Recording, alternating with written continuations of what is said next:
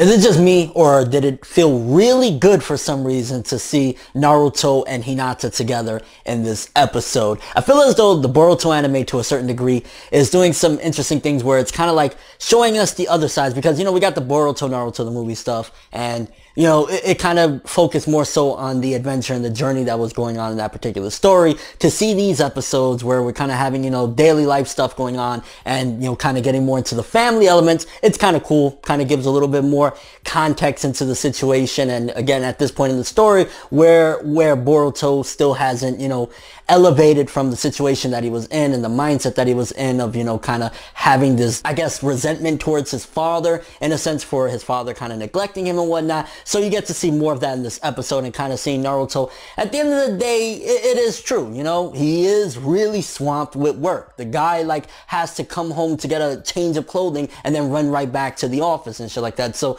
you gotta, to a certain degree, realize, like, yeah, Boruto is kind of justified. He wants his father. Every kid wants their father in their life, but then at the same time, you gotta look at it. His father is running a fucking village. Like, what do you expect him to do? With this episode, it was kind of a mixed bag.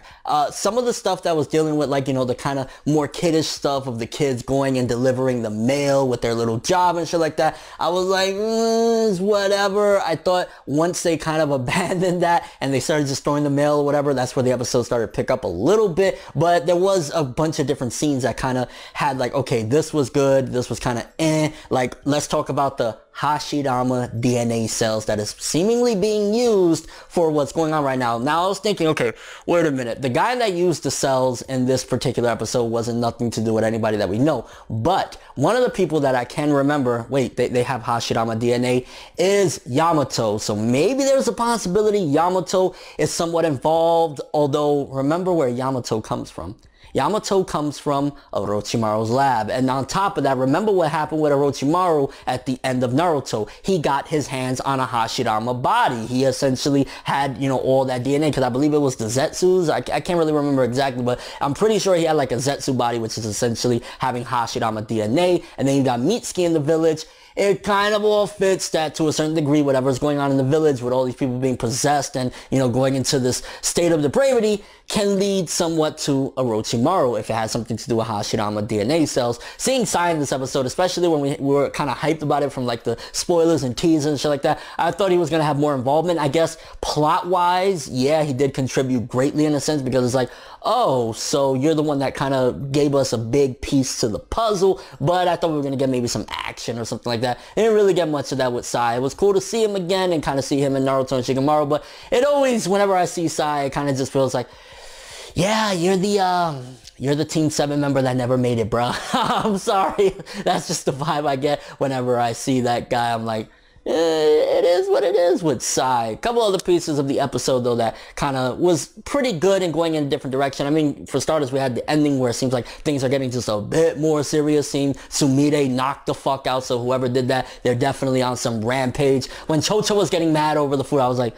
bro, you ain't Big Mom in this bitch, alright? You need to stop, you need to sit down. I was like, dang, over a fucking, what was it, special edition potato chips? It's shit like that where it's like, you could tell that's aimed at a younger demographic, so I can't really be mad about it because that's the objective. It's like, for me, I personally always, when I'm watching the Boruto anime, I keep in mind, yeah, they do want essentially a lot of us to follow over to keep the hype going, but they also want to gather in the kiddos, the young ones, the little ones. They want to get into this shit. So I can't really be mad at certain portions of the episodes when that's also who they're after. They're trying to get new people into this shit. So it is what it is with a lot of those scenes where it's kind of like, don't really care for it. You know, when we're seeing what the other kids are doing and their jobs and their focuses, I'm like, bruh, can we just get back into the story? Which, again, one of the big pieces was the Hashirama DNA cells. Also, Boruto looking around. It's kind of like, it seems so convenient that whenever, you know, Boruto is going to see somebody, nobody else is around, like, you know, the ghost spirits and whatnot. It's kind of like,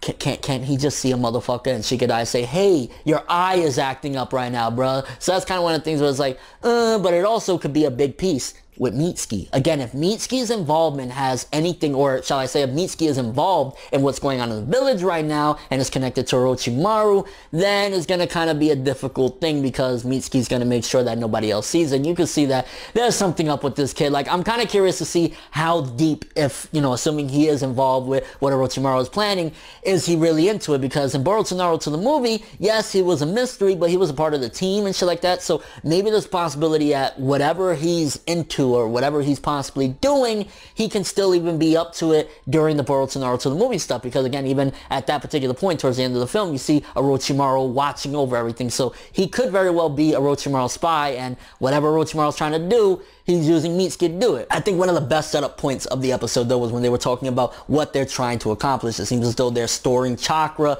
kind of like weapons, you know, they're trying to make some big weapons. What the hell are they trying to do? Especially if it's Orochimaru, like, you never could tell with that motherfucker. That's the thing. It's like with Orochimaru, is like, is he evil? Is he good? Is he a man? Is he a woman? What's going on these days with the old snake, bro? Like, you know what I'm saying? So when I was watching this, I was kind of like, so they're making weapons. I mean, I ain't gonna lie, I would be totally down for if Orochimaru just said, fuck it, we're going in, another war against the village, and we really get into more, because Orochimaru is one of the last things that's carrying over from, you know, the original Naruto that is still a mystery to this day. Like, he said little inklings here or there, and he wanted to be immortal, but really, what the fuck is his deal? What is he at this point? It seems as though there's a possibility that he could be working as, you know, a force for good, a force for the better and shit like that, and that's also kind of why Mitsuki is saying, you know, I'm the moon to Boruto's sun and shit like that. So it could very well be that maybe Orochimaru's doing all this because he knows the Leaf wouldn't approve of his method, so he's doing it strategically in, you know, silence, so that way whatever threat potentially is coming, Orochimaru can have weapons ready.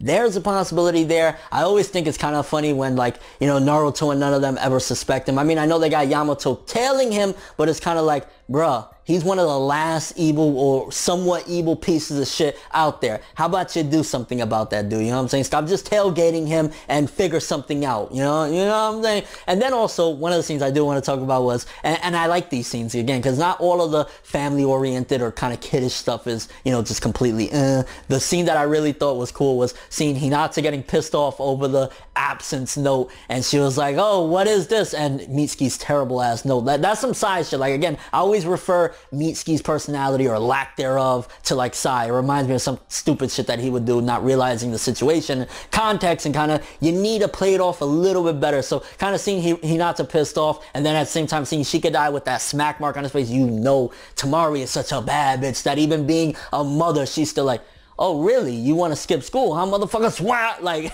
I love that scene as well. As a whole, the episode, it was more so a setup episode. I felt as though it was bridging the gap to probably a better episode next week. It wasn't a bad episode, and again, there were some key points, the Hashirama DNA cells and things of that nature that was actually pretty good and progressive towards the plot. Like, you know, the male scenes and whatnot, didn't really care for those in particular, and them going and seeing what other people are doing, their job and whatnot. I was like, don't really care, but there was also some good stuff, again, progressing towards the overall theme of these ghosts and what they're up to and why are people being possessed and who's the culprit. First off, want to ask you guys, what do you think about Mitsuki's involvement? Do you think that Orochimaru could potentially be using him as a spy and he's involved in all of this? Also, if Orochimaru and Mitsuki are doing this, could it be for the force of good? They're trying to create a weapon and they're gathering all of this chakra in order to go to war for the good of the village? Or Orochimaru, like, again, I will be totally down and I'll be like, hell motherfucking yeah, if Orochimaru back on his BS and he's like, we're gonna attack the village, and who knows, maybe Kawaki can have some sort of involvement with that as well. Also, what do you think about the episode as a whole? Again, seeing those Naruto and Hinata scenes, kind of looking in on Boruto and talking about Boruto's attitude all the time and shit like that, it really felt nice. Again, maybe Naruto and Hinata to a certain degree are naive to the situation of exactly who Boruto is and whatnot, and again, Naruto is naive to the situation because he never had a dad, so it's a fatherless father trying to figure it all out. And your overall thoughts of the episode. Art was a little bit wonky here or there on the character designs, but nothing to complain about. Overall, overall, still a pretty damn good episode. I want to say maybe the 6.5 to the 7. Some of the male scenes and other shit like that was kind of but it still gave some core elements to what we're trying to get at, and that's figuring out what the fuck is going on in the village. And your overall thoughts of the episode. But that's all I have for this one. Thanks for watching. Hope you enjoyed. If you liked anything I had to say or enjoyed the video, drop me a like. I'd greatly appreciate it. And if you want more from me, make sure to subscribe, follow me on Twitter, Instagram, and stalk my Facebook to get more when the video ends. I'm ForneverWorld, and as always, people, have an awesome day.